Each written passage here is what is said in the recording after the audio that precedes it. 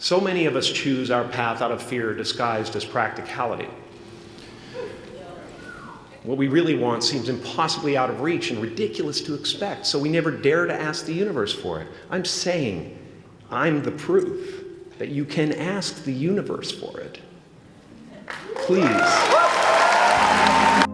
This compilation is brought to you by Manifestie, your manifestation bestie. Don't forget to leave a comment with your favorite manifestation tip down below. I just want you to relax. You know, that's my job. Relax and dream up a good life. I had a substitute teacher from Ireland in the 2nd grade that told my class during morning prayer that when she wants something, anything at all, she prays for it and promises something in return, and she always gets what she wants. Well, I'm sitting at the back of the classroom, you know, thinking, wow, my family can't afford a bike, you know. So I went home and I prayed for one. And I promised I would recite the rosary every night in exchange. Broke that promise. But 2 weeks later, I got home from school to find a brand new Mustang bike with a banana seat and Easy Rider handlebars. Yeah.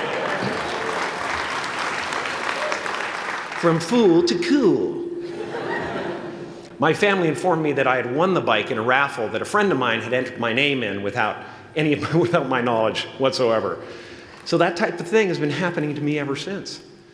As far as I can tell, it's just about letting the universe know what you want and working toward it while letting go of how it comes to pass.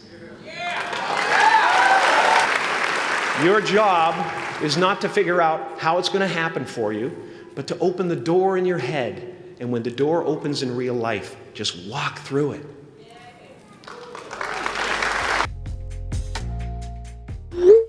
Thought is responsible for, if not all, most of the suffering we experience. And then I suddenly felt like I was looking at these thoughts from another perspective. And I wondered, who is it that's aware that I'm thinking? And suddenly I was thrown into this expansive, amazing feeling of freedom from myself, from my problems. I saw that I was bigger than what I do. I was bigger than my body. I was everything and everyone. I was no longer a fragment of the universe. I was the universe.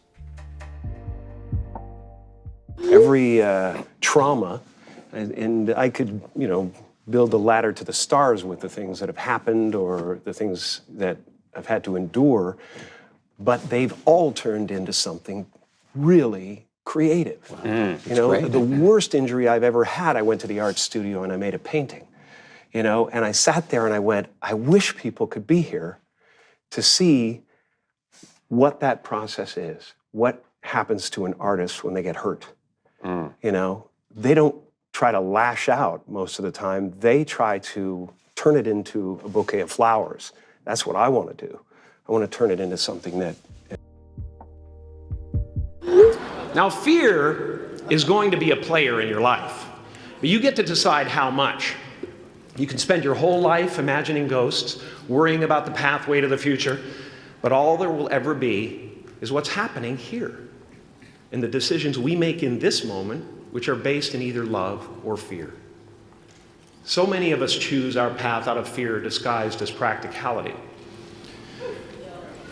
What we really want seems impossibly out of reach and ridiculous to expect, so we never dare to ask the universe for it. I'm saying I'm the proof that you can ask the universe for it. Please. Well, I had written the check 4 years before, and up on Mulholland Drive, in a special place that I have that I kind of look out over there, and I do visualizations, and I used to. I still do it sometimes for different reasons. Go up to Mulholland Drive and look out over the city and... Yeah. And visualize. And, I used to open my arms. I used to sit up there, you know, and open my arms and imagine a giant funnel of gifts coming Would come right into from the you. universe. Yes. Honest to God, you could, you know, cut to me there. I'm like this, and if nothing else, it made me feel more positive about where I was. I drove down from Mulholland Drive every night, you know, that I went up there, feeling that I was one of the biggest actors in Hollywood. I was doing wonderful work that made people happy. I was, you know, I owned all that. That was it. You know, I guess, you know, what I own, when you think about it, is my faith. Yeah. That's what I own. That's about it. Because I started thinking materially and all those things. Your faith in my yourself. Life.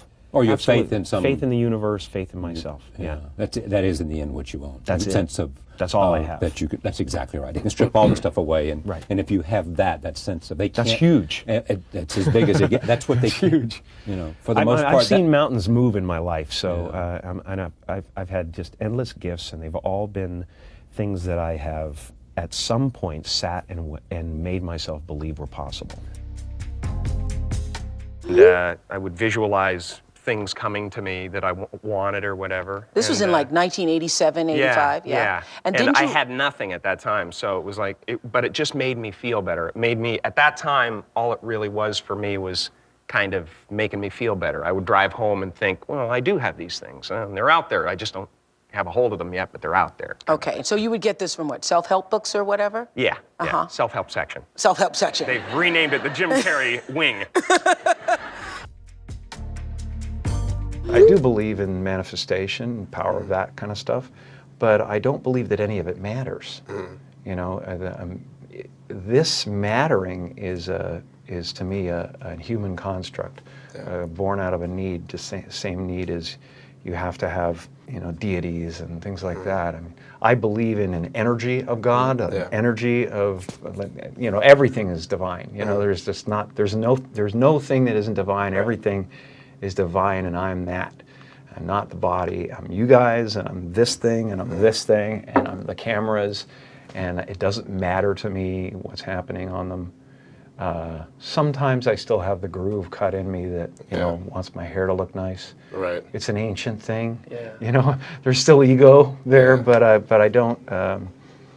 I'm finding that ultimately the freedom from it is something people are kind of hungry for in a way. Right. They're like, I don't want to be me either. Right. You know, and I go, well, great, because you never have been.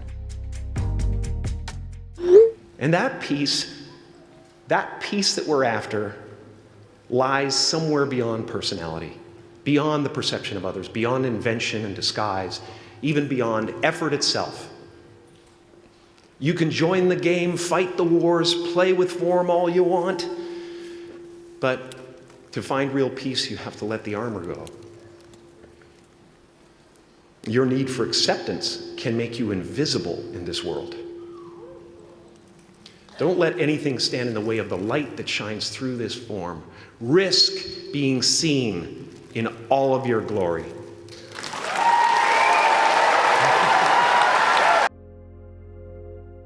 Is that true? I wrote myself a check for $10 million for acting services rendered, and I gave myself 5 years, or 3 years maybe, and I dated it Thanksgiving 1995, and I put it in my wallet, and I kept it there, and it deteriorated and stuff, but then just before Thanksgiving 1995, I found out that I was going to make $10 million on, I think it was Dumb and Dumber, maybe. Dumb and Dumber, yeah. So you visualize yourself like... Visualization works if you work hard. Yeah. Well, yeah, that's the thing. You can't just visualize and then, you know, go eat a sandwich. My father could have been a great comedian, but he didn't believe that that was possible for him. And so he made a conservative choice. Instead, he got a safe job as an accountant. And when I was 12 years old, he was let go from that safe job. And our family had to do whatever we could to survive. I learned many great lessons from my father, not the least of which was that you can fail at what you don't want. So you might as well take a chance on doing what you love. If you want to create your reality with clarity, download Manifestie, your manifestation bestie. Manifestation movies, affirmations, meditations, everything that you need to manifest in one place. You're the crowd's man after a while. You know, it's not Jim Carrey who can walk down the street just you know, doing anything he wants to and get away with it because nobody knows you. You know, after a while, hopefully it'll be to the point where I can't walk out in the street. Won't that be fun? where it'll be impossible to walk anywhere without being recognized.